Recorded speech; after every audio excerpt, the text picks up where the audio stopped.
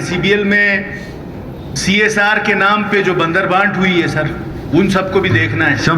KCBL میں سر CSR کے نام پہ جو بندربانٹ ہوئی ہے، فتح اللہ صاحب نے جس طرف اشارہ کیا، بالکل سر اس کے بورڈ کے اوپر نیٹکو کا بورڈ سر، اس کے اوپر سنجیدگی کے ساتھ دیکھنے کی ضرورت ہے سر. اس کو کس طرح ایمبٹ میں لایا جا سکتا ہے.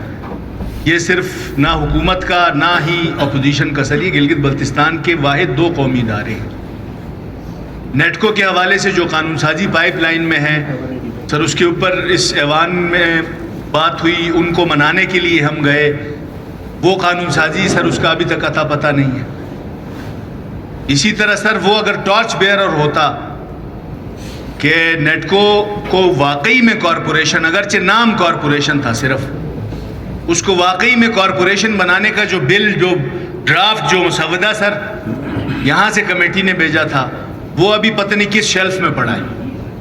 اس کو لے کے آیا جائے، اس کو ہاؤس کے سامنے لے کے آیا جائے، اس کے اوپر مناسب ڈیبیٹ کرائی جائے. اس بات سے قطع نظر، قطع تعلق کہ وہ ٹریجری سے آتا ہے یا اپوزیشن سے آتا ہے. اسی طرح سر KCBL کے اوپر بھی، KCBL کی اگر آپ نے کہا بالکل ٹھیک جا رہا ہے، لیکن ریسنٹ پاس کے اندر اگر آپ اس کے CSR پالیسی میں جو بندر بانٹ ہوئی ہے وہ دیکھیں گے تو آپ کہیں گے کہ نہیں، بالکل ٹھیک نہیں جا رہا ہے. اس کی وجہ فتح اللہ خان صاحب نے میں نہیں کہہ رہا تھا، میں کہہ رہا تھا ڈیفالٹ نہیں ہوا سر. ڈیفالٹ نہیں ہوا، ہو جائے گا سر. اس طرح چلے گا تو ڈیفالٹ انتظار کریں. پھر اگر ادھر ڈیفالٹ ہونے کا سر کس ادارے پہ روئیں گے؟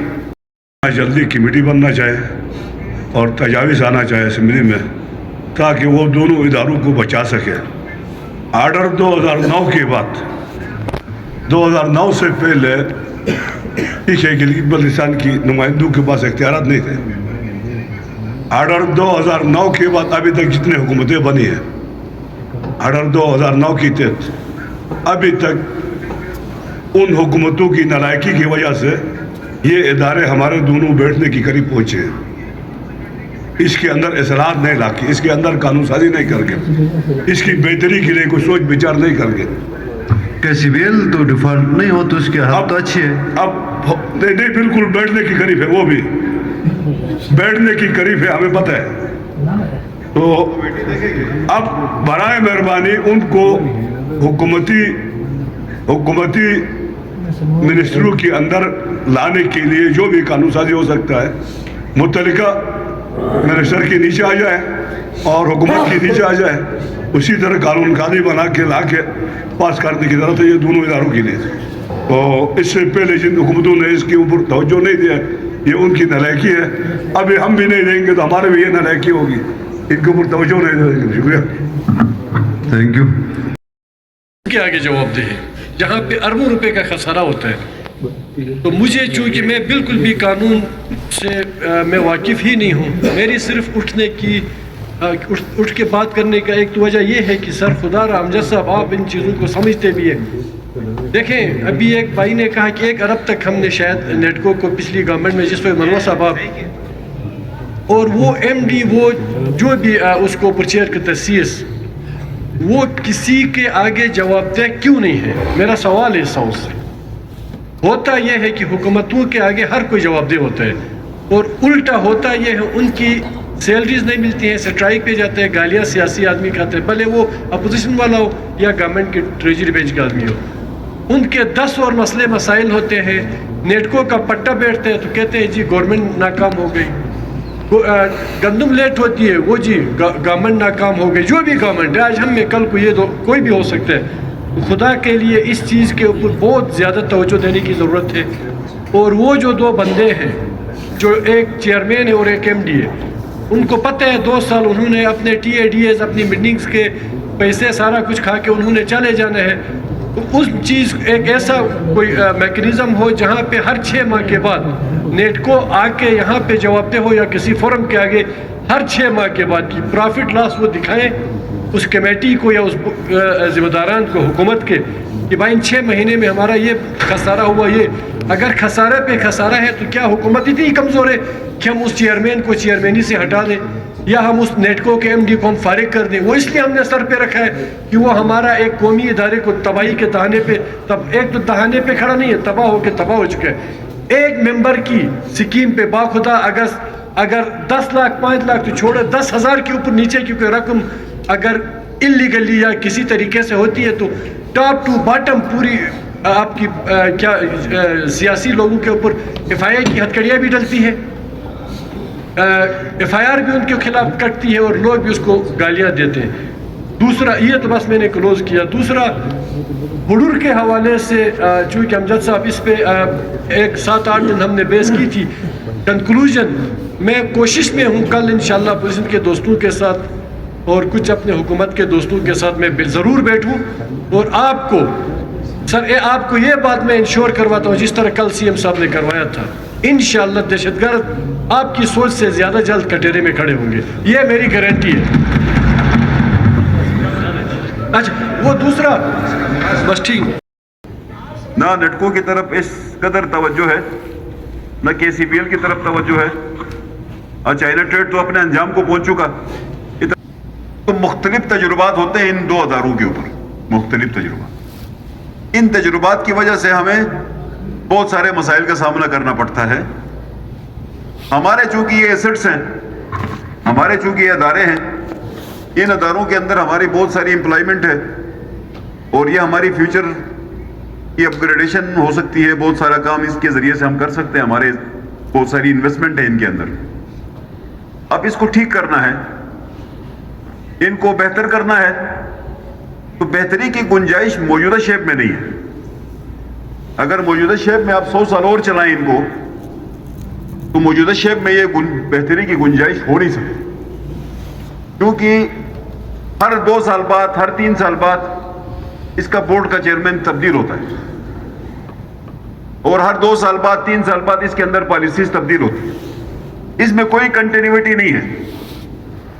جو بھی بندہ گلگت بلتستان منتقل ہوتا ہے چیف سیکرٹری, وہ اس کا بورڈ کا چیئرمین ہوتا ہے, وہ اپنی ایک سائیکی, اپنی ایک سائنس اس کے اوپر اپلائی کرنا شروع کرتا ہے. اپنی مطلب جو ٹیکنالوجی اس کے پاس جتنی ہے وہ لگانا چاہتا ہے. اس کے ذریعے سے چونکہ مینولی نظام چل رہا ہے تو وہ بھی اپنا مینولی مائنڈ کو اپلائی کرتا ہے. اس کے اپنی مائنڈ کی اپلیکیشن کی وجہ سے یہ دونوں ادارے اب اس پوزیشن میں نہیں ہیں.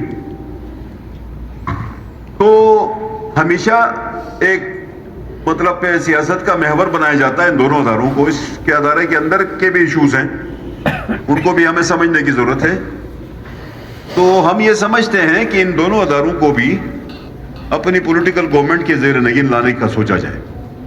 جب تک آپ اس کو ڈیموکریٹک گورنمنٹ کے نیچے نہیں لائیں گے, جب تک اس کو اپنا ایک اینٹی سمجھ کے, اپنا جز سمجھ کے, جسم کا جز سمجھ کے اونرشپ نہیں لیں گے, تب تک یہ ادارے کام نہیں کر سکتے. تب تک ان اداروں کا کوئی آؤٹ پٹ نہیں ہو سکتا ہے, نہ ہی ان کا کوئی بینیفٹ آ سکتا ہے. ہاں ان کے کنٹرول میں ضرور ہوتے ہیں یہ, لیکن نتیجتاً سالانہ گرانٹ کی شکل میں پیسے ہم دیتے ہیں. نہ کسی کی چوری چکاری پکڑی جاتی ہے, نہ اس کو ریفائن کرنے کی کوشش کی جاتی ہے, نہ اس کو ڈیجیٹلائز کرنے کی کوشش کی جاتی ہے, نہ اس کے اندر کوئی انوویشن کرنے کی کوشش کی جاتی ہے. کچھ بھی نہیں ہوتا, ان کے پاس ٹائم ہی نہیں ہے. اب ان کی جو سٹرکچرنگ ہے بورڈ کی, تو بورڈ کی سٹرکچرنگ بھی ہمیں مطلب عجیب سی لگتی ہے. وہ سٹرکچر کیا کرے جو ایگزسٹنگ سٹرکچر ہے بورڈ کا. فرض کریں کہ مطلب آپ نے 3-4 سیکرٹریز رکھے, ان سیکرٹریز کا کام کیا اس کی پروگرس کو کبھی کسی بورڈ کے ممبر سے پوچھا گیا کہ 1 سال آپ کے اس ادارے کی پروگرس نہیں ہے تو آپ سے کوئی سوال پوچھا جائے؟ کوئی سوال نہیں. کیونکہ ہم سے سوال ہوتا ہے, ہم صنعت سائل ہیں, ہم اس خطے کے باسی ہیں, ہمارے پاس اس کا نظام ہو اس صورت میں ہم سے سوال ہوگا. کیونکہ ہم نے عوام میں جانا ہے, ہم نے جو لوگوں سے بورڈ لینا ہے, ہم ان کی پروگرس کر کے ہی لوگوں کے پاس جا سکتے ہیں. ہمارے اوپر تو سوال ہو سکتا ہے, لیکن جتنے چیئرمین گزرے ہیں کیا ان میں سے کسی کے اوپر سوال ہو سکتا ہے؟ نہیں ہو سکتا. وہ یہاں سے نکلتا ہے, بڑی پوزیشن پہ چلا جاتا ہے, کوئی نہیں پوچھتا. تو یہ صورتحال جو ہمارے سامنے ہے. دوسری بات یہ ہے کہ یہاں پہ بیک بائٹنگ ہوتی ہے. ایک گروپ گیا, اس نے ایک بات شروع کی, دوسرا گروپ چلا گیا, اس نے دوسری بات شروع کی. اب جو آفیسر بیٹھا رہتا ہے اس کے کان کچے ہوتے ہیں, وہ ایک کی بات کو سن کے ایک کارروائی شروع کرتا ہے. अगले दिन दूसरा ग्रुप जाता है, वो एक और कार्रवाई शुरू करता है। नतीजतन अदारे हमारे मतलब एक तो मतलब बिल्कुल तबाह और बर्बाद हो गया, दूसरा दहाने पे है, तीसरा थोड़ा बहुत अपनी सर्वाइवल की जंग लड़ रहे। ये ना हो कि वो भी आखिरी स्टेज पे चला जाए, ये भी तबाही हो जाए। तो इस सूरत हाल में मैं गुजारिश करूंगा असेंबली के मेंबरान से इसके ऊपर बैठें, इसके ऊपर संजीदा गौर करें, और ये जो इनके बोर्ड्स हैं, इनके बोर्ड्स को मुतल्लिका वजारतों के नीचे लाएं और मुख्तलिका वजारतों के जरिए से इनकी जिम्मेदारियां उठाएं, ओनरशिप लें, ताकि ये अदारे आगे फ्लोरिश कर सके, ये ताकि इनोवेशंस आ सके, ताकि चीजें आगे प्रोग्रेस हो सके। अगर हम ये नहीं सोचते हैं, इसके ऊपर हम काम नहीं करते, तो इस सूरत हाल में मतलब जो चाइना ट्रेड का हाल हुआ है वो अनकरीब नेटको का होना है, क्योंकि नेटको तजुर्बा है और आगे KCBL भी मतलब एक बैटल फील्ड होगा।